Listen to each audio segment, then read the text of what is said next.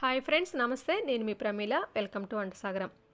Friends, ఈ వీడియోలో పెరుగు చట్నీ లేదా రైతాని ఏ విధంగా తయారు చేసుకోవచ్చో చూద్దాం.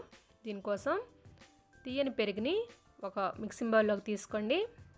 దానిలో గడ్డలేమీ లేకుండా విస్కర్తో కానీ కవ్వంతో కానీ ఈ విధంగా బాగా మిక్స్ చేసుకోండి. ఇలా కలుపుకున్న తర్వాత మీరు తీసుకునే పెరుగు క్వాంటిటీని బట్టి దీనిలో కొద్దిగా ఉల్లిపాయ ముక్కలు, కొద్దిగా పచ్చిమిర్చి ముక్కలు, కొద్దిగా క్యారెట్ తురుముని యాడ్ చేసుకోండి.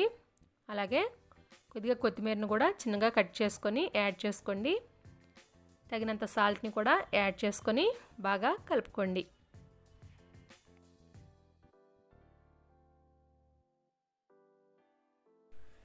అంతేనండి, రైతా లేదా పెరుగు చట్నీ రెడీ అయిపోయింది. దీన్ని పలావ్ రైస్లో తీసుకుంటే చాలా టేస్టీగా ఉంటుంది. ఫ్రెండ్స్, ఈ రెసిపీ మీకు నచ్చినట్లయితే లైక్ చేసి మీ ఫ్రెండ్స్ కూడా షేర్ చేయండి. ఇటువంటి మరిన్ని టేస్టీ రెసిపీస్ కోసం మన ఛానల్ని సబ్స్క్రైబ్ చేసుకోవడం మాత్రం అస్సలు మర్చిపోకండి.